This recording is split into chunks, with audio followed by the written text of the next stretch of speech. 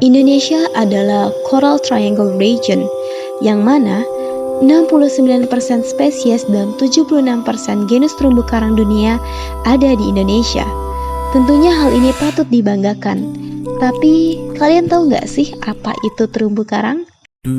Terumbu karang merupakan ekosistem dengan biodiversitas yang kompleks, terdiri atas polip-polip hewan berfilm cnidaria terasosiasi dengan kumpulan struktur endapan kalsium karbonat yang bersimbiosis dengan alga zooxanthellae. Ekosistem terumbu karang yang hidup di perairan laut dangkal bersimbiosis dengan alga zooxanthellae karena lokasinya cocok bagi alga zooxanthellae dalam menyerap sinar matahari untuk berfotosintesis. Hasil metabolisme alga berupa oksigen akan diberikan kepada hewan polip, sedangkan polip dengan struktur skeletonnya akan memberikan tempat hidup dan sisa metabolismenya berupa karbon dioksida kepada alga zooxanthellae. Terumbu karang merupakan ekosistem laut yang memiliki banyak fungsi serta manfaat yang besar bagi kehidupan mulai dari bidang sosial, budaya, ekologi hingga ekonomi. Terumbu karang merupakan tempat tinggal, tempat mencari makan, tempat asuhan, tempat pembesaran, dan tempat pemijahan bagi biota laut. Berperan sebagai nutrient ecological pump, penyumbang karbon organik ke zona komunitas lain, melindungi pantai, serta masih banyak lagi peran dari terumbu karang. Namun, seiring berkembangnya zaman, semakin banyak aktivitas manusia yang mengancam keberlangsungan ekosistem ini. Salah satunya adalah aktivitas pertambangan yang berperan sebagai faktor paling serius atas rusaknya terumbu karang dunia karena menghasilkan limbah yang disebut dengan tailing.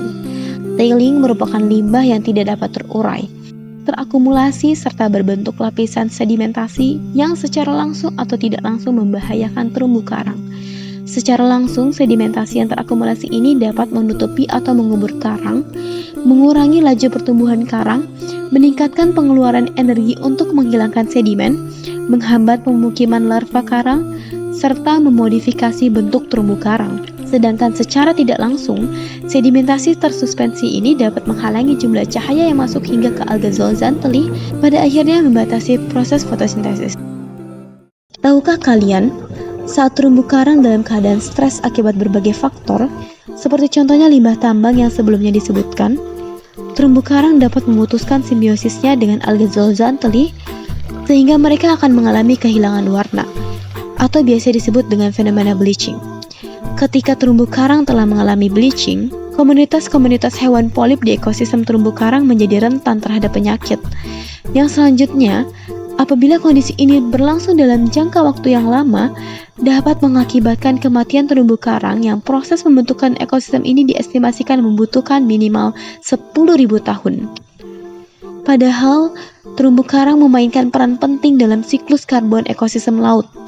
Terumbu karang dengan struktur dan sistem ekosistemnya yang kompleks memungkinkan bertindak sebagai the ecological pump yang mampu mengekspor karbon organik ke ekosistem pelagis oligotropik serta laut dalam yang terbatas akan nutrisi. Terumbu karang pada penelitian terbaru juga digambarkan berperan terhadap keberlangsungan ekosistem mangrove serta rumput laut yang sudah jelas bertindak sebagai penyerap karbon dioksida atau carbon sink. Sehingga, ketika terumbu karang ekosistemnya rusak, maka akan mengganggu keseimbangan marine carbon cycle dan keberlanjutan keberagaman spesies biota laut.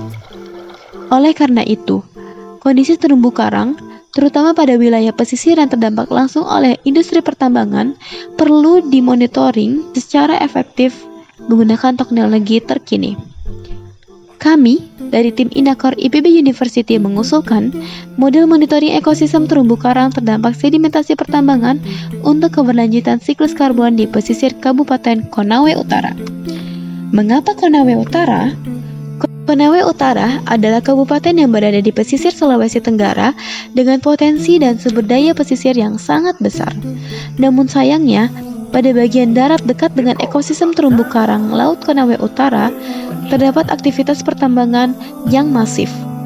Tim Inakor dengan bersumber dari data yang disediakan oleh Kementerian Energi dan Sumber Daya Mineral atau SDM pada portal Minerba One Map Indonesia atau MOMI berhasil memetakan persebaran industri pertambangan yang berpotensi berpengaruh terhadap ekosistem terumbu karang. Hasilnya tercatat, ada 83 industri pertambangan yang berada di daerah buffer 2 km dari pesisir Konawe Utara.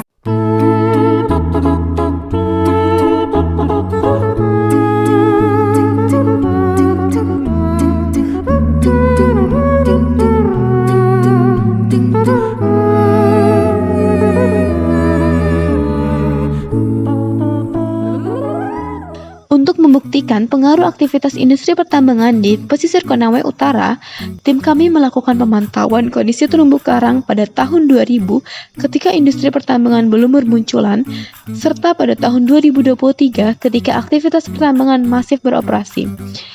Kami menganalisis atau melakukan pemantauan menggunakan teknologi remote sensing. Tim Inakor menganalisis kondisi terumbu karang dengan melihat persebaran sedimentasi pada pesisir Konawe Utara. Persebaran sedimentasi diketahui dari nilai Sea Turbidity Index yang diambil datanya menggunakan bantuan cita satelit Landsat 5 dan Landsat 9.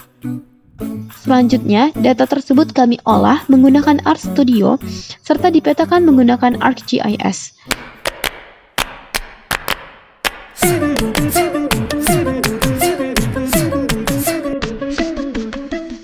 Selain itu, seperti yang telah disebutkan sebelumnya, ketika terumbu karang dalam keadaan stres, terumbu karang dapat melepaskan simbiosisnya dengan alga, sehingga alga tersebut dapat naik ke permukaan, yang mana kemunculan alga zooxanthellae ke permukaan. Juga kami analisis persebaran klorofilnya dengan memperhatikan nilai Sea Chlorophyll A Index menggunakan data citra satelit Landsat 5 dan 9.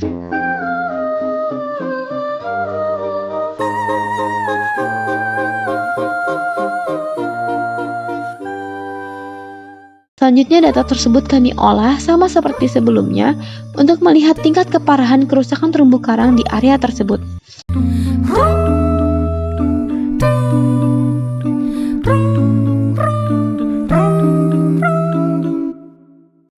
Hasil dari analisis kedua indeks menunjukkan peningkatan persebaran sedimentasi sekitar pesisir Konawe Utara yang mengindikasikan adanya peningkatan konsentrasi limbah terlarut di daerah tersebut, serta peningkatan kandungan klorofil A yang mengindikasikan tingkat terumbu karang yang mengalami stres atau bahkan rusak hingga ke tahap bleaching atau pemutihan.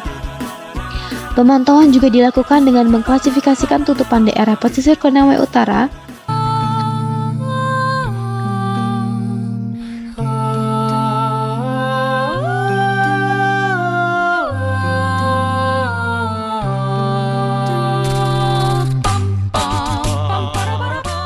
Hasilnya menunjukkan antara tahun 2000 dan tahun 2023 terjadi penurunan luas ekosistem terumbu karang dan peningkatan luas industri pertambangan.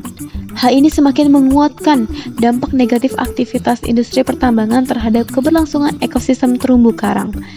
Hasil dari monitoring selanjutnya disajikan menggunakan platform Earth Engine Apps berbasis cloud computing.